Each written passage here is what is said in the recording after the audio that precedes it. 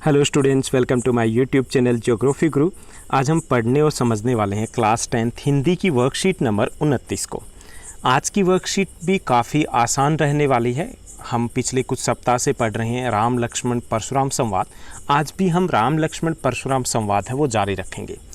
तो इसमें हम समझने का प्रयास करेंगे किस तरीके से एक तीखी बहस होती है लक्ष्मण और परशुराम के बीच में, और किस तरीके से भगवान श्री राम है उस बहस को, वहाँ पर जो क्रोध की ज्वाला थी उसको शांत करने का प्रयास करते हैं। तो पहले हम पद्यांश है उसकी व्याख्या को समझने का प्रयास करेंगे, उसके बाद प्रश्नोत्तर है उनको समझेंगे। चलिए शुरुआत करते हैं। जैसा कि आप अपनी स्क्रीन के ऊपर देख पा रहे हैं, हमारा विषय हिंदी है जिसमें हम राम लक्ष्मण परशुराम संवाद पढ़ रहे हैं। ये हमारा कार्यपत्रक वर्कशीट 29 है। आज की दिनांक 9 सितंबर 2020 है। यहाँ विद्यार्थी अपना नाम लिखेंगे और यहाँ पर कक्षा अध्यापक का नाम लिखेंगे। तो हम सीधा भावार्थ पढ़ रहे हैं क्योंकि वर्कशीट में जो पद्यांश दिया गया है वो ठीक से दिखाई नहीं दे रहा होगा आपको।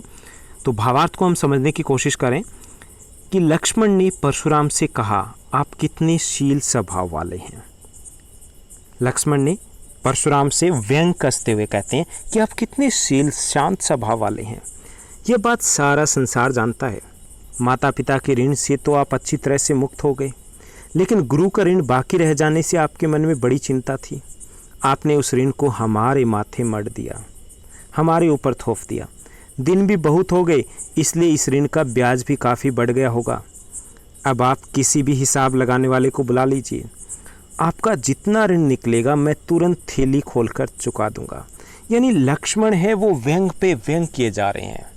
व्यंग, आप समझते हो कि व्यंग क्या होता है, कि किसी को बात कह भी देना और सामने वाले को या सुनने वाले को बुरा ना लगे। लेकिन यहाँ पे परशुराम जी हैं, उनको बुरा लग रहा है। यानी उनका मजाक उड़ाया जा रहा है कि कैसे आपने माता पिता का ऋण भी नहीं उतारा और गुरु का ऋण भी नहीं उतारा, और यहाँ पर अपना दम्भ दिखा रहे हो, अपना अहंकार दिखा रहे हो। लक्ष्मण के इन कटु वचनों को सुनकर परशुराम ने अपना फरसा संभाल लिया। वह लक्ष्मण पर प्रहार करने के लिए तैयार हो गए। ये देख करके सारी सभा हाहाकार करने लग गई, यानी वहाँ पर शोर होने लग गया। इतने पर भी लक्ष्मण चुप नहीं हुए। बोले, हे भृगुवंशी, हे ब्राह्मण वंशी, आप मुझे फरसा दिखाकर डराना चाहते हैं?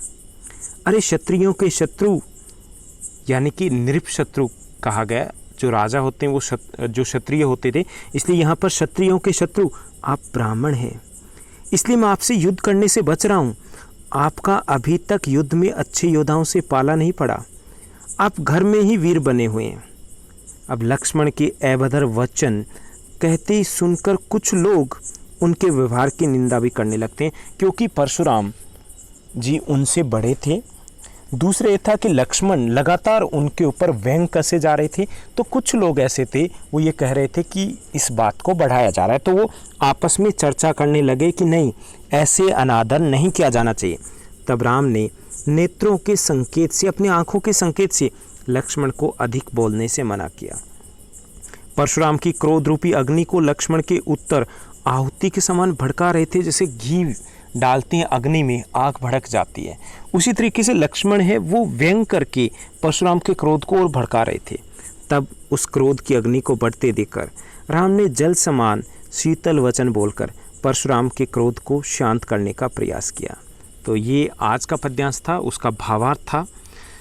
यहाँ पे कुछ शब्दार्थ दिए गए। शील, जो शील शब्द है उसका अर्थ है स्वभाव, नीकी का अर्थ है अच्छी तरह, जी हृदय, माथे काढ़ा मतलब माथे मढ़ देना, किसी के ऊपर आरोप लगा देना।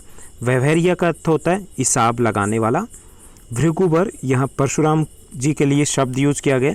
विपर, ब्राह्मण के लिए शब्द यूज किया गया।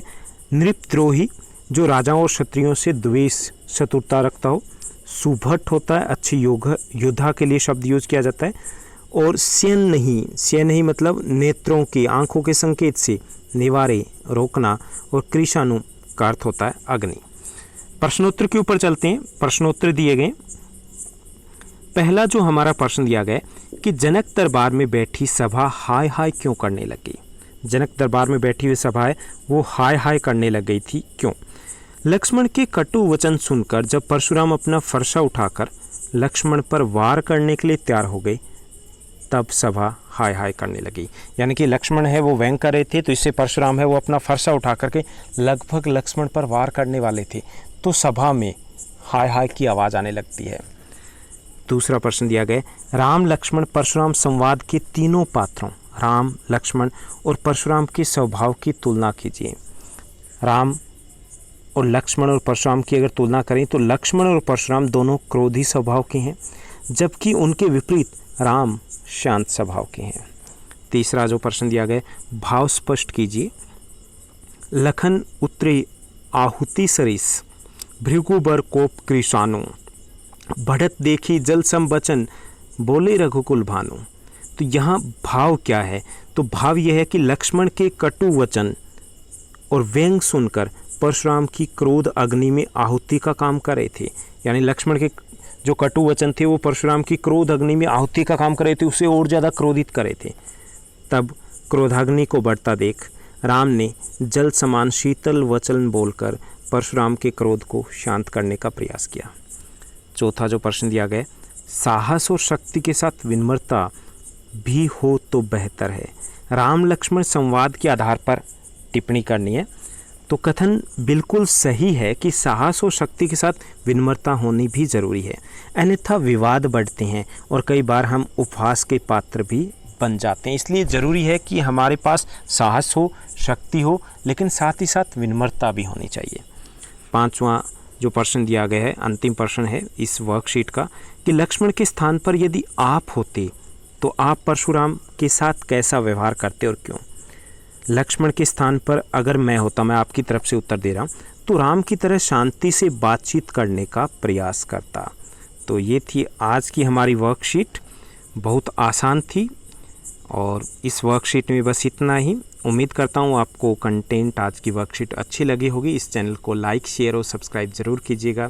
Thank you, bye bye, have a nice day.